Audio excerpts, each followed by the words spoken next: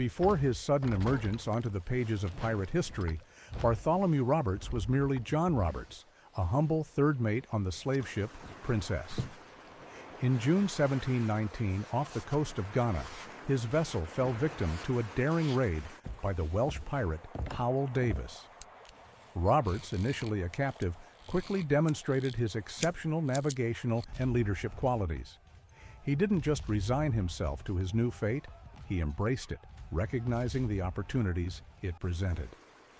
When Davis died in a skirmish just 6 weeks later, the crew, impressed by Roberts' composure and resolve, unanimously elected him their new captain. Thus, from an ordinary sailor, he was transformed overnight into the most successful and influential pirate of the Golden Age.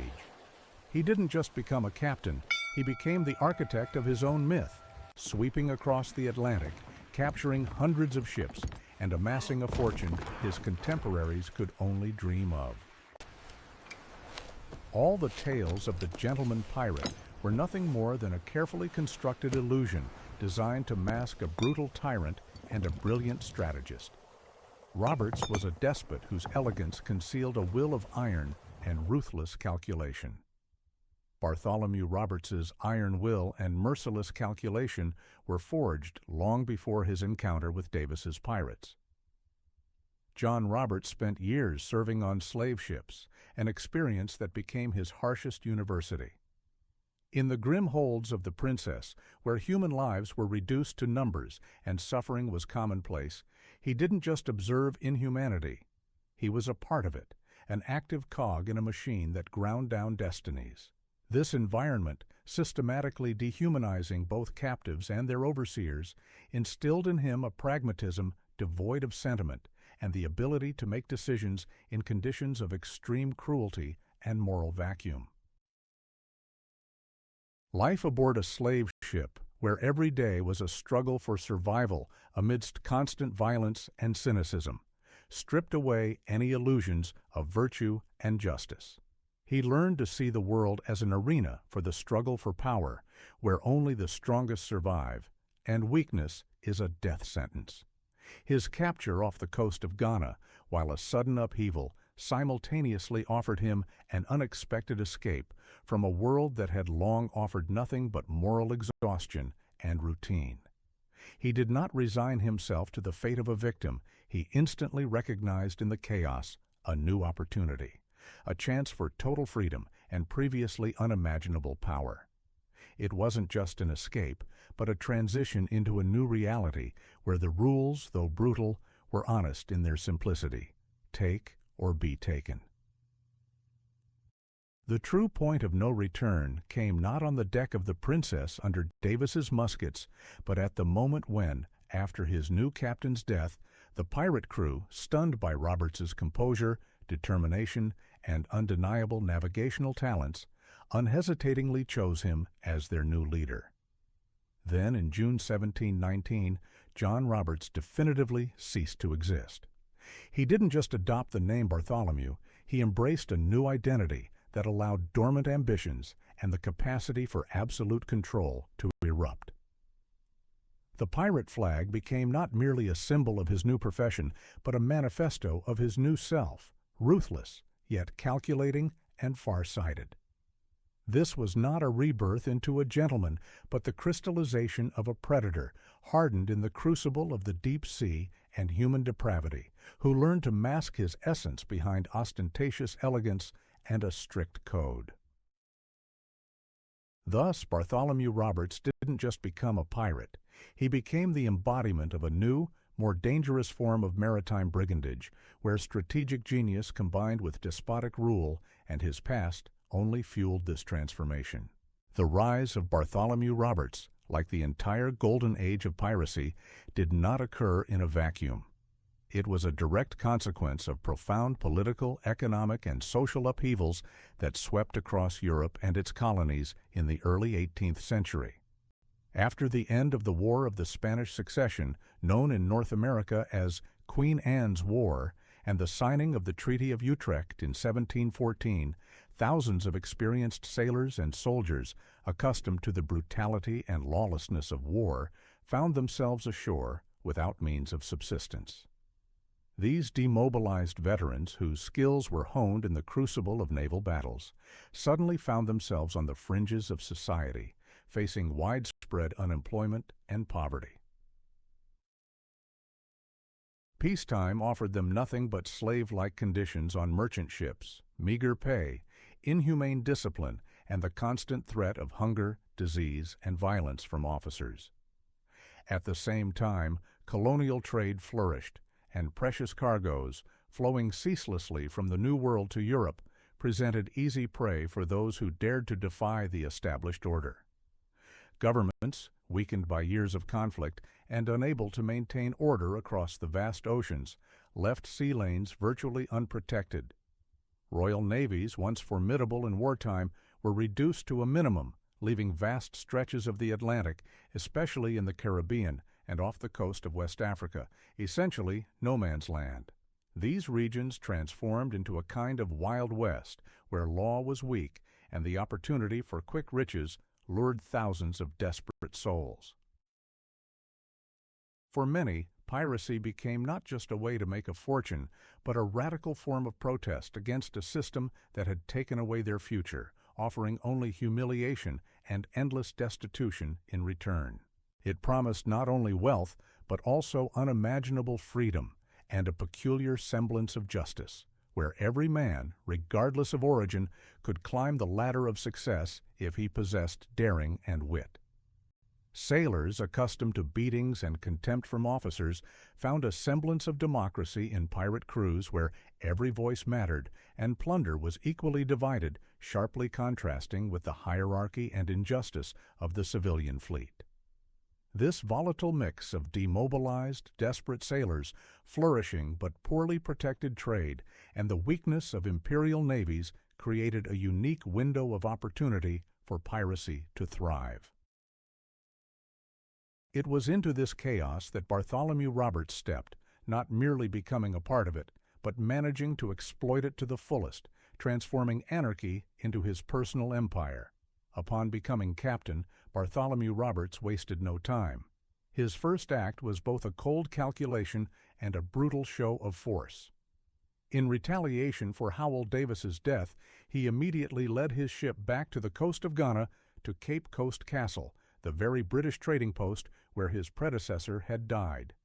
This was not merely an act of revenge, it was a statement. Roberts, who had not yet truly solidified his new role, showed that he would tolerate no disrespect. He seized the fort's governor, ordered him hanged from his own ship's yardarm, and then, under the threat of cannons, forced the garrison to pay a substantial ransom. This was not simply robbery, but a carefully planned act of intimidation, designed to assert his authority among the crew and instill fear among those who dared to oppose him. But the true test of his genius and audacity lay ahead. Just weeks after the Cape Coast incident, Roberts made a decision that seemed insane, even to the most desperate pirates. He led his ship, the Royal Rover, across the entire Atlantic Ocean to the shores of Brazil. This was a move of incredible boldness, requiring outstanding navigational skills and unwavering self-confidence. The target was not just a random merchant ship, but the Portuguese Silver Fleet, an annual convoy transporting immense wealth from the colonies to Lisbon. This fleet, consisting of 42 vessels guarded by 2 warships, was considered impregnable. In September 1719, in the Bay of All Saints near Bahia, Roberts found his prey. The fleet lay at anchor, awaiting the last ship, and this was a fatal mistake.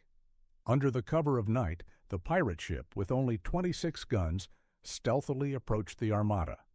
Roberts, without flinching, ordered his crew to attack. He did not engage in direct combat with the warships, understanding the suicidal nature of such an endeavor. Instead, he employed a lightning strike tactic, boarding the largest and most richly laden vessel, the Sagrada Familia, the convoy's flagship. This was not just a capture, but a masterful demonstration of piratical art. Under the cover of darkness and chaos, while the Portuguese recovered from the suddenness of the attack, Roberts's pirates plundered the flagship's holds, taking gold, silver, jewels, and even a diamond-encrusted cross intended for the King of Portugal. The booty was so grand it would have sufficed for several lifetimes, 40,000 gold coins, vast quantities of silver, and precious stones. This triumph not only made Roberts one of the wealthiest pirates of his time, it elevated him to the status of a legend, showing that his ambitions knew no bounds, and his cunning could turn any risk into incredible success. He didn't just plunder, he set precedents, changing the rules of the game across the vast ocean. This grand triumph, however, was merely the tip of the iceberg of his true genius, the genius of control and psychological manipulation. Bartholomew Roberts understood that to maintain power over a crew consisting of hundreds of desperate, often brutal ruffians, mere force was insufficient. He needed a complex toolkit, combining a display of absolute ruthlessness with a subtle play on human weaknesses and aspirations. He created a system in which every pirate, despite outward equality, was under his constant surveillance and influence. Roberts's first and perhaps most potent tool was his famous pirate code. This was not merely a set of rules, but a meticulously crafted social contract that promised every crew member unprecedented fairness and equal distribution of plunder for that era. In a world where civilian merchant sailors were ruthlessly exploited, Roberts's code guaranteed that everyone would receive their share, and decisions would be made by general vote. This created an illusion of democracy, playing on the deep discontent of sailors with the injustices of imperial systems. However, behind this facade lay rigid despotism. Any violation of the code was punished with a brutality that left no doubt as to who was truly in charge. Death, marooning, or public flogging. These punishments served as powerful levers for maintaining iron discipline. Roberts, like a skilled conductor, manipulated fear and hope, constantly balancing encouragement and retribution. He was also a master of spectacle and personal branding. His ostentatious elegance, expensive clothes, jewel-encrusted cutlasses, and ever-present pistols hanging around his neck were not mere whims. This was a carefully constructed image of the gentleman pirate, both terrifying and alluring. This image, bolstered by his incredible victories, spread across the Atlantic, preceding his ships. He knew that fear was the most effective ally. His display of luxury and nonchalance in the face of danger, as well as his famous flag depicting a pirate standing on two skulls symbolizing death and destruction, served not only to intimidate enemies, but also to maintain morale and faith in invincibility among his own men. Roberts possessed a unique ability to adapt and learn quickly. His experience on slave ships, where he witnessed and participated in inhumane efficiency, taught him to value pragmatism and not to succumb to sentiment. He instantly recognized talents in his crew, be they experienced navigators, gunners, or fighters, and did not hesitate to utilize their skills, delegating authority while retaining absolute control. He didn't just command, he inspired and motivated, promising hungry and desperate men not only wealth, but also unimaginable freedom that only he could offer. Thus his personal charisma, bolstered by ruthless calculation and unprecedented successes, transformed him into something more than just a captain. He became a living legend whose name itself was a weapon. But a name that became a weapon inevitably attracted those who sought to break it. Every captured ship, every ton of gold, every humiliation of colonial authorities, all added up to colossal damage that empires could no longer ignore. Losses amounting to millions of pounds, sterling depleted the treasuries of London, Lisbon, and Madrid. Trading companies, whose ships vanished into the Atlantic abyss, demanded decisive action. Piracy, once a convenient pretext for weakening competitors, now became a threat to the very foundation of the imperial economy. However, while royal navies were slowly deploying, Roberts's antagonists also operated from within. The plundered treasures did not vanish into thin air. They flowed into the shadow economy, creating an entire network of beneficiaries.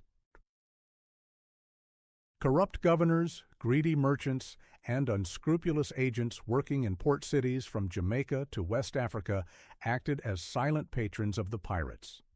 They bought contraband for a pittance, provided cover and supplies, transforming colonial settlements into thriving black market hubs. This internal corruption, like a cancerous tumor, undermined imperial power from within, making the fight against piracy even more complex and ambiguous. Every official who turned a blind eye to pirate revenues became part of the same system that had spawned Bartholomew Roberts. Pressure on the metropolises grew, and the once reduced royal navies were ordered to restore order. The British Crown, most affected by Roberts's audacity, declared total war on pirates. Squadrons were dispatched to the Caribbean and the coasts of West Africa with the specific task of eradicating maritime brigandage. At the center of this campaign was Captain Chaloner Ogle, an experienced and determined officer of the Royal Navy. Ogle was not just another captain, he was the embodiment of Britain's new, ruthless strategy. He was allocated 2 warships, the Swallow and the Weymouth, and given carte blanche for any actions necessary to capture or destroy the most elusive pirates. It was Ogle who was destined to become Roberts's chief antagonist, a man whose fate became inextricably intertwined with the final chapter of the most successful pirate story.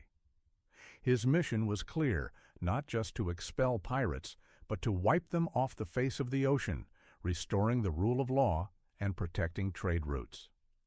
Ogle understood that this would require not only military might, but also tactical cunning capable of surpassing the genius of Bartholomew Roberts himself. He meticulously studied pirate routes, their favorite hideouts, their tactics, preparing for the decisive confrontation. And as Roberts continued his audacious raids, the invisible noose around him tightened, guided by the hand of Chaloner Ogle. In early 1722, Bartholomew Roberts, accustomed to impunity and unimaginable successes, made his fatal mistake. His fleet, consisting of 2 ships, the flagship Royal Fortune and the Ranger, anchored in Cape Lopez Bay off the coast of Gabon, one of his favorite hideouts. Here, the pirates planned to carry out repairs, resupply, and enjoy their plunder, unaware that their days were numbered. Captain Chaloner Ogle, whose invisible noose had been tightening around Black Bart for months, finally received an accurate intelligence report. He knew where the target was. On the morning of February 10, 1722, Ogle's squadron, consisting of the Swallow and the Weymouth, appeared on the horizon. Roberts, with his characteristic overconfidence, initially mistook the warships for ordinary merchant vessels. But as the Swallow, under Ogle's command, drew closer, his officers realized these were not traders. This was the Royal Navy. The Ranger, commanded by Captain James Skierme, was the first to sail out to intercept the Swallow, believing it was dealing with a single opponent. This proved to be a fatal tactical error. Ogle, demonstrating calculated composure, ordered his ship to retreat, luring the Ranger away from the bay where Roberts's flagship lay. The Ranger's pirates, misled, rushed in pursuit, confident of an easy victory. When the Swallow suddenly turned and delivered a full broadside, the Ranger was trapped. The battle was short and brutal. The pirates, accustomed to easy prey, encountered professionalism and superior firepower. Skierme and many of his crew died, and the survivors were captured. The next day, February 11th, Ogle returned to Cape Lopez. Roberts, having received news of the Ranger's fate, realized he was cornered. He was furious, but his strategic mind instantly assessed the situation. He ordered the Royal Fortune's crew to prepare for battle. Roberts, clad in his most expensive scarlet damask coat, with a diamond cross around his neck and 2 pistols, as always, ready for a fight, ascended to the deck. He had no intention of surrendering. His plan was audacious to break through the Swallow, using his ship's speed and maneuverability, and escape into the open sea. He believed in his invincibility, his genius, his luck. As the Swallow approached, Roberts ordered a broadside, hoping to break through the British ship's defenses and slip past. But Ogle, having studied the pirates' tactics, anticipated this maneuver. The British ship returned massive fire. One of the Swallow's broadsides proved fatal. Grape shot struck Roberts directly in the throat. He fell to the deck, dying instantly. His men, loyal to the code and their captain, immediately threw his body overboard to prevent it from falling into enemy hands. They knew the Royal Navy would display his corpse for all to see as a symbol of piracy's downfall. Roberts's death marked a turning point. The crew of the Royal Fortune, deprived of their charismatic and despotic leader, lost the will to resist. Several desperate attempts to break through proved futile. Soon, the pirates surrendered. Of the 254 crew members captured by Ogle, 77 were sentenced to death by hanging, the largest mass execution in the history of piracy. Dozens more were sent to prisons or sold into slavery. The fall of Bartholomew Roberts was not merely the end of one pirate's career, it was the symbolic conclusion of the Golden Age of Piracy. His death exposed the carefully constructed illusion of invincibility and freedom. The myth of the gentleman pirate who could not be defeated shattered against the reality of British military might and the tactical genius of Chaloner Ogle. The Royal Navy finally showed its true strength, demonstrating that no despot, no matter how clever or lucky, could forever defy the power of empires.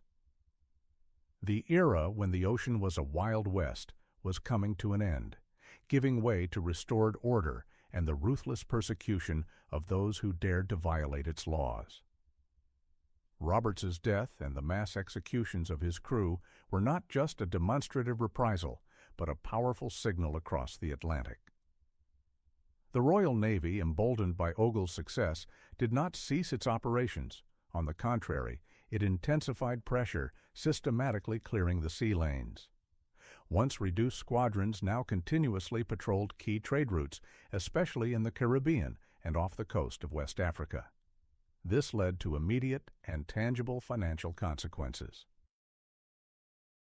Trading companies whose losses from pirate raids amounted to millions of pounds sterling breathed a sigh of relief. Insurance premiums for maritime shipping, which had reached astronomical values at the peak of pirate activity, began to plummet. Now cargoes, whether sugar from Jamaica, tobacco from Virginia, indigo from Carolina, or gold and silver from Brazil, reached European ports with much greater reliability. This stabilized prices for colonial goods and ensured predictable supplies, which was critically important for the nascent global economy. Investors, previously hesitant to commit capital to overseas ventures due to the high risk of losing ships and cargo, regained confidence.